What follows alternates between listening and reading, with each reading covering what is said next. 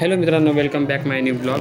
मित्रांनो, कालचा ब्लॉग तुम्ही पाहिला असेल तर कालच्या ब्लॉगमध्ये मला काही एवढं बोलता आलं नाही, पण तुम्ही पाहू शकता आमच्या घरी कांदे मातेचं दर्शन करायला आमचे जिजू आलेत.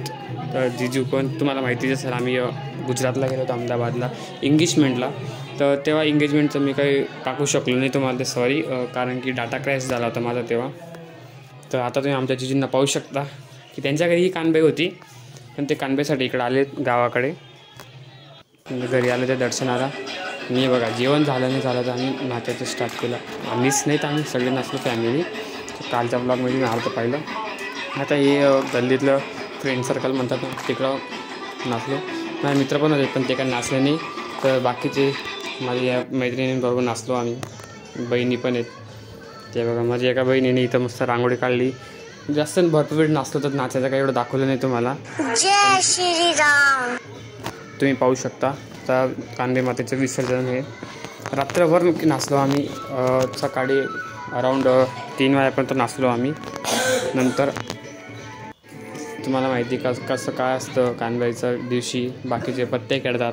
हे बघा आमची कानबाई माता, माझी मोठी आई, ते पूर्ण साफ वगैरे करते. आता काय म्हणतात ओटी वगैरे भरत नाही का तसं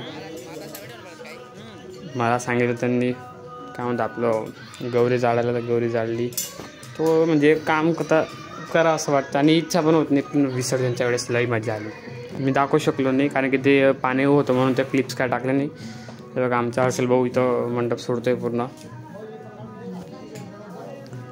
सोडत नाही पण कारण की कानबाई विसर्जन झाल्यानंतर सोडतात ते. पण पप्पांनी ते बोलले की आपण सगळे बाहेर राहू तर घरी अडचण नको बघ कोणाला, म्हणून कारण की घरी कोणीच राहणार नाही म्हणून.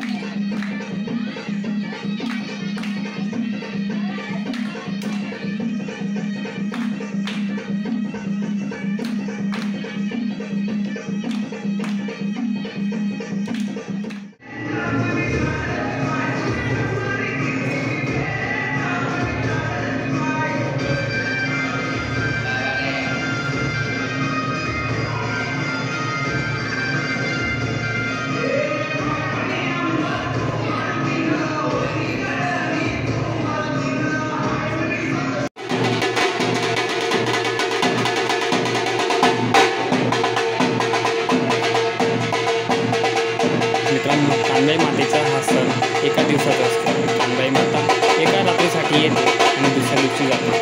पण हा सण खूप आशीर्वाद आणि खूप सुख देऊन जातं. आणि मी खूप प्राऊड करतो की मी खानदेशात राहतो, कारण की आपल्या खानदेशामधले असे अनेक देवी देवतांचा वास असतो, जे की तुम्हाला माहितीच असेल. आता आपल्या गडावरची आई सप्तशृंगी आई, आपले कान्हूबाई माय, हे सगळ्यांचा आपल्यावर आशीर्वाद आहे. मी फक्त आता देवाचरणी एकच प्रार्थना मागतो, जे कमी माझे सबस्क्रायबर असतील, माझी जेवढी मी फॅमिली असेल त्या सगळ्यांना सुखी ठेवा. कारण की आज तुम्ही आहे तर मी आहे. तर थँक्यू. तुम्ही लोकांनी मला आज 6,000 सबस्क्रायबर्सपर्यंत पोहोचवलं. मी तुमचा खूप खूप आभारी आहे. धन्यवाद. आणि पुढच्या वर्षी कानबाई मातेच्या सणासाठी मी खूप आतुरतेने वाट पाहतोय. आता कधी दिवस निघतील सांगताच येतील. मित्रांनो, भेटूया नेक्स्ट ब्लॉगमध्ये.